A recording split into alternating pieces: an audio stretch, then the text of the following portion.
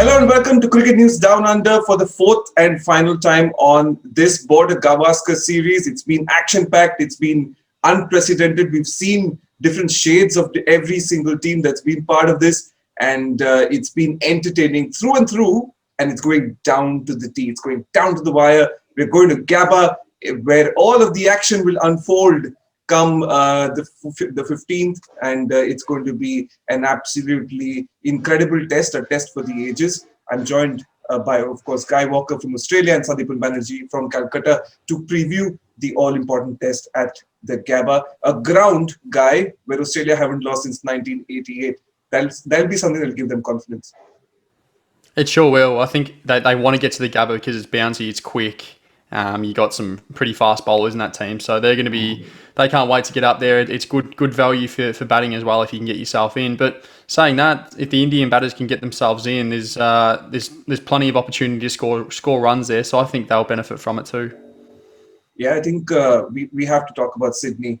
We have to talk about the incredible build-up towards this fourth test. It could have easily gone the other way. The conversations could have easily been entirely different if it wasn't for that resilience on day 5 of that test in Sydney. Sandipan, suddenly we're looking at a very different set of expectations on this Indian cricket team. It's pretty much expected that this team will go out there and fight no matter what. You're expecting this team, despite all of its injuries, to put up a good show. That's what they have done so far in this series. It's this team has shown us that they have the fighting skills. Come May what, these boys will chin up and fight, and that's what we want from Gabba, irrespective of the result of the series. I guess I think India. This is one of the best India's tour ever in Sena countries, probably in the past 1 decade. So yeah. I'm very proud of this team actually. Yeah, that's great. That's saying a lot, honestly, because you have, if you take a closer look at it, all your top bowlers are away. You look at your top bowlers in the last half a decade. None of them are figuring in this series. At least one by one, they've all been sort of making their way out of it. You look at Ishant Sharma, you look at Bhuvneshwar Kumar, Mohammad Shami, and Jasprit Bumrah and Umesh Yadav. None of them figure at the moment. And we still are putting up a reasonably good bowling attack. Yeah, you certainly are. And I think the best thing about these bowlers are that they've got some fight in them. And Australia is not the easiest place to come and bowl. It's quite flat. Yeah. Especially because you're bowling with the kookaburra, it loses shine after 10 and 15 overs, and you've got to toil away against some of the world's best batsmen. But they've done an amazing job. They've come up with plans to Steve Smith, to Marnus, and I think you guys should be so proud of your team, because I've been really impressed by them, losing Kohli especially.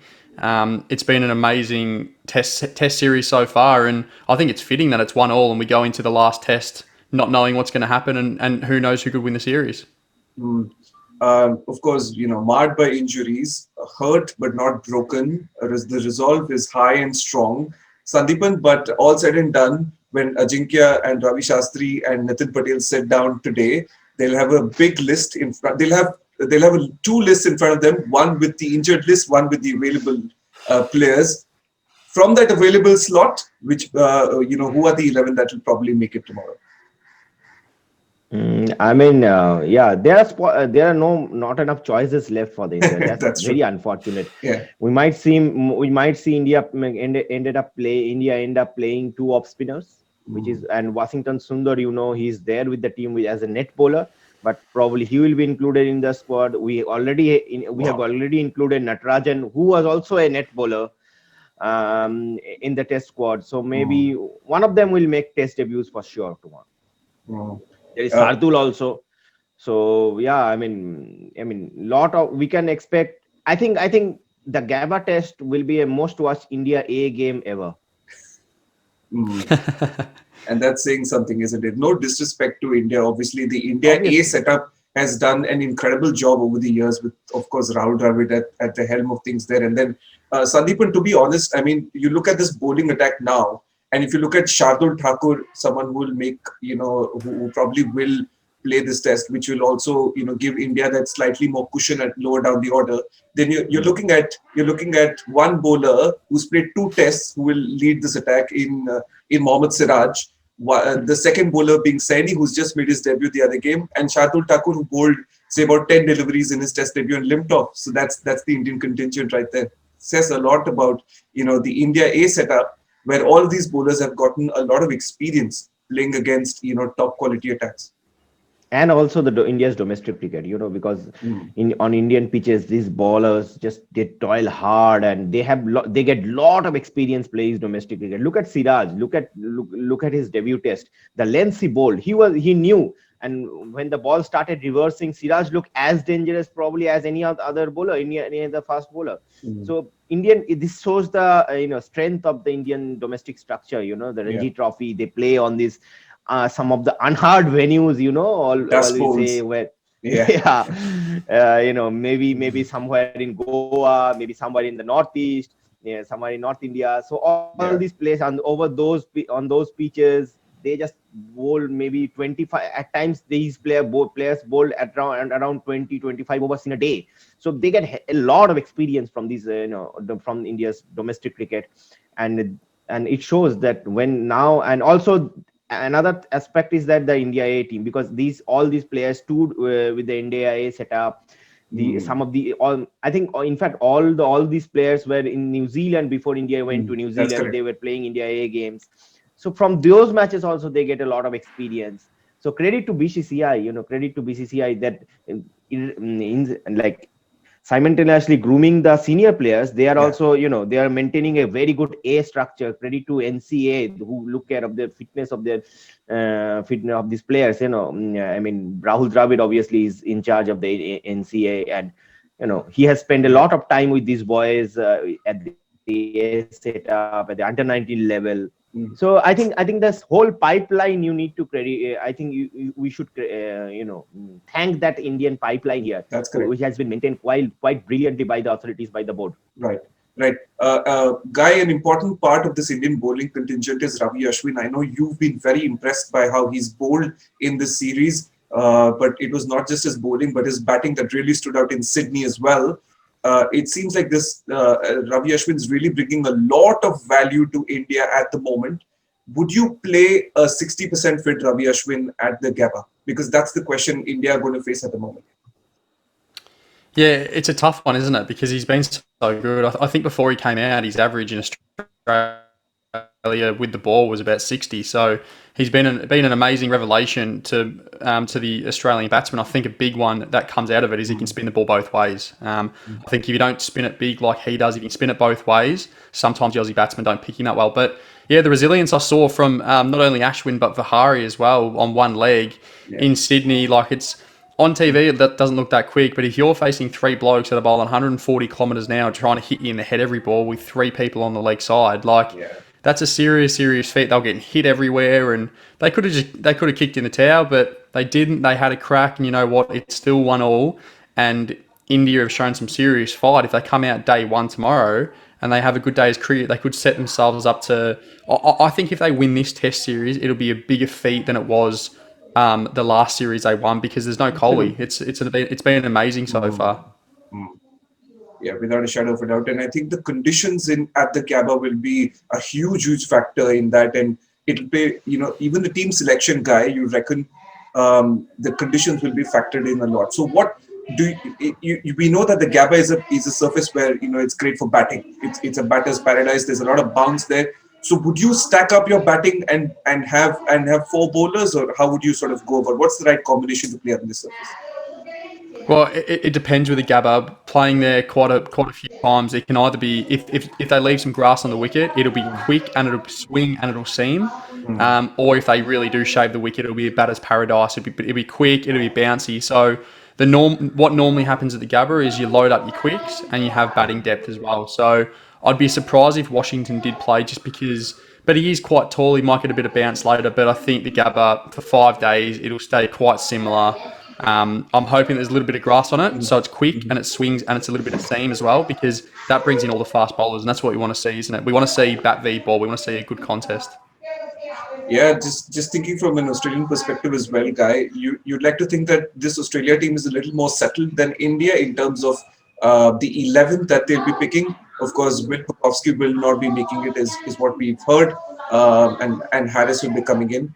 Your thoughts on that? Yeah, I think that was the obvious call. I think they'd both opened up together for Victoria this year, and I think Will averaged 220 and Marcus Harris averaged 120 in Shield cricket this year. Wow. So an obvious choice. And I think he sort of was a little bit hard done by. He went over to the Ashes and he averaged 4 or 5, but so did David Warner. So if you're facing Jimmy Anderson and Stuart Broad bowling around the wickets, swinging them away, like, good luck. So it'd be good to see him. But saying that, Australia have a couple of their own concerns as well, like, do they play Matthew Wade at 5, or do they bring Travis Head back? Or there's even a little bit of chat. I've seen a lot of comments around people want Khawaja back in at 5. So I think they'll stick with Matty Wade, but it's definitely not an easy decision, and it's one that I think they've struggled with. There's a lot of conversation that's happening off the field as well, with of course in relation to the behavior or how they've gone about the things on the field, especially speaking about Tim Payne and Steve Smith and those incidents. Your take on that, Guy? How do you look at all of these conversations around these two folks at the moment? Yeah, I think Tim Payne probably went a little bit over the top, I think. But saying that, I think if everything was videoed or mic'd up on the field, we'd hear a lot worse. I think when you're 5 days into a big test match, is that you're going to get quite a bit of biff together, but he probably went over a little bit over the top. But the Steve Smith one is a little bit bizarre to me, just because it's a day 5 wicket. The cracks would have been that big, so you couldn't have even scratched them out anyway. And that's what he does all the time. So I can see why some people are like, oh, okay, well, yes, I don't know why he did it. Like, he's just a cricket nuffy. He's thinking about batting still on day 5. I don't know if you saw it, but he was, before the test match, he was in his hotel room, dressed up in his whites with his wife, practicing his batting.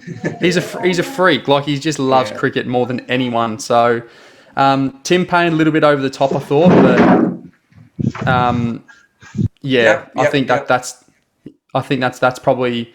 I think he's come out and said it as well, that I think it went a little bit over the top. They really wanted to win. They didn't. They couldn't get him out. And credit to India. They've done well.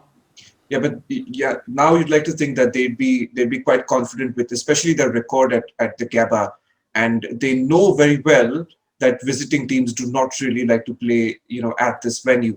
That'll give them confidence, would it? Definitely, I think so. I think the Sydney, by history, they're not so good at, but the Gabba they're really, really strong at. So, but like we've said, I think this is a different Indian side. They're ready to fight. There's not many teams that come out and are ready to fight against Australia, but they are. I think there's some play, like you said, the bowling attack. They've got 10 test matches between them, but you wouldn't think that the way they bowl. Like, they come out, they've got confidence. They bowl fast. They try and bowl good areas. They're up to the challenge. So I think it's brilliant. I'm really surprised what they're going to do with their bowling attack. Do they play Natarajan? Do they play Washington? How green's the wicket going to be? So it's definitely going to be interesting, and I imagine there's probably a lot of chat in India about who's going to play. Yeah, Sandipan, what's the chat about? Well, I think as I have already said, that there are not many choices left to make it 11. So I guess probably Mayank will come in, because we need someone to replace Bihari. But the problem is that now Mayank has a definite problem at the top, and on that quick Gabba pitch, he will be exposed for sure, unless he has made some drastic changes on his technique. So I guess if Mayank, but India need a batsman in the middle. So probably I would, if I have the, if I was in the management, I would have played Mayank, but in the middle order. I would have definitely not disturbed the Rohit Gill opening partnership. And down the order, I think they need a like-for-like replacement for Jadeja. But again, as Guy have already mentioned, that playing maybe 2 spinners at Gabba won't be a wise decision. But in hindsight, if you see, we have not many, we don't have any experience left in the pace bowling attack. That's so good. Yeah, irrespective of Ashwin probably will play, because knowing Ashwin, he's a very tough character. He wants to prove a point here, and for me, Ashwin has been the man of the tournament so far. Likewise. I think Ashwin, I think if he is like 60-70% fit, I think he will definitely play. India needs his experience over there because the Gabba pitch will offer some bounce, and Ashwin, bowler like Ashwin, he thrives where there is some bounce over out there. But again, what I was saying that if India don't have much experience left in the pace bowling department, and probably spin is their strength at this point, because Ashwin is clearly the best bowler, most experienced bowler in the lineup right now. So I would rather go with my strength rather than exploring the avenues where I don't have much experience. So that's my point of view. So in that's why probably I will play Washington Sundar. And he will obviously, he's a very decent batsman, more than a decent batsman actually. He bats in the middle order for Tamil Nadu, and he's a good India A experience as well. So I think it's I think India should go ahead with two off spinner over there. And if India manages to win the toss and bat first, and then things will fall in place for this team. Yeah, I think it could prove to be a great case study in terms of how this team thinks. Right, it's you're in the deep end, lot of injuries, there's a lot of adversity around you, and then how do you narrow down, and what's your mindset like, and how do you think, and how do you pick your teams? This will be a great case study. Guy, win the toss, bat first, simple decision at the Gabba.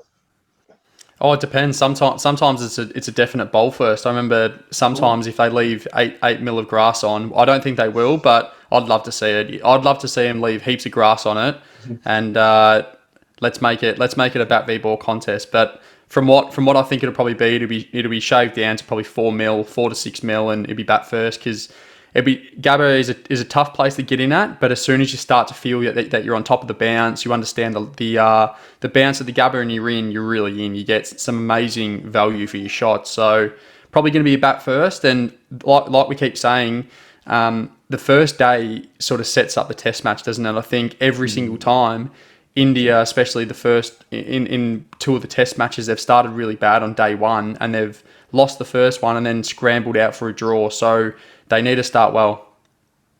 Yeah. Your final thoughts, Guy, before we wrap up this preview. What are the couple of things that you're looking forward to at this test? I'm looking forward to seeing the Indian bowling attack. Definitely, I think they're young, they're inexperienced, but they're hungry. So really, really looking forward to seeing that. But I think it is going to be around who bats best. So it's going to be Steve Smith, Marnus Labuschagne.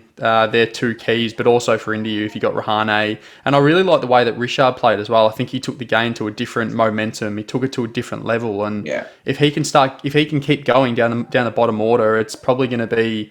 He could be the difference. If he gets a couple of quick 50s in both innings, he could be the difference. So I think that's going to be a big one to watch as well, the wicket-keeping battle. And also, like we've all said, is let's see if there's any friction on the field with Tim Payne and Ashwin. Let's see how hard each team comes out.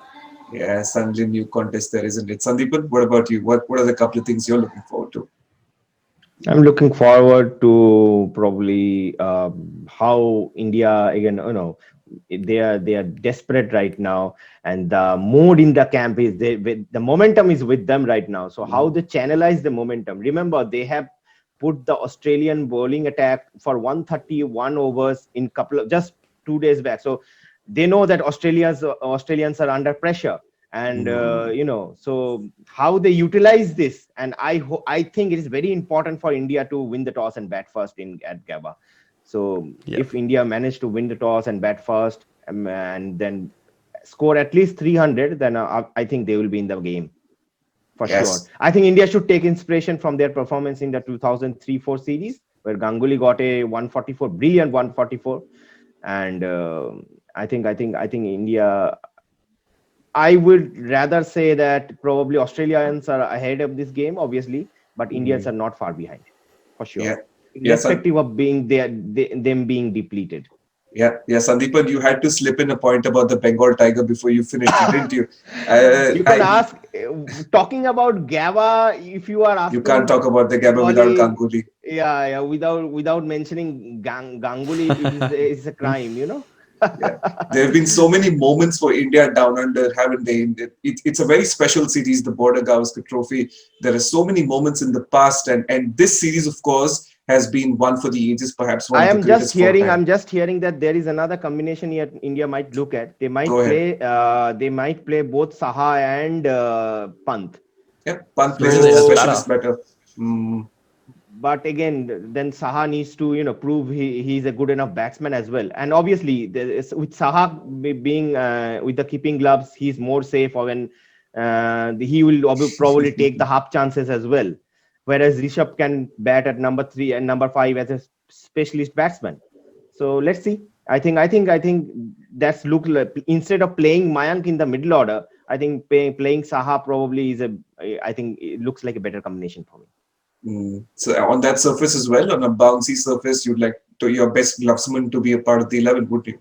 Yeah, that's true. That's true. I think as we can keep talking about this, the conversation will keep going on. As everyone's seen before, these previews can go on and on and on. But that's unfortunately all the time we have today. Thank you so much, Kai, for joining us all the way from Australia. It's been an absolute pleasure to preview these games with you all along this series. A whole lot of fun. Yeah, thanks for having me, boys. It's been a pleasure.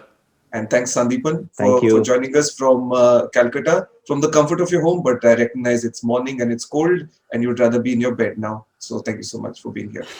Well, I'm very disappointed to be at home. I should have been in Gabba. I think if I was in the part of that touring journalist, I would have made my test debut as well.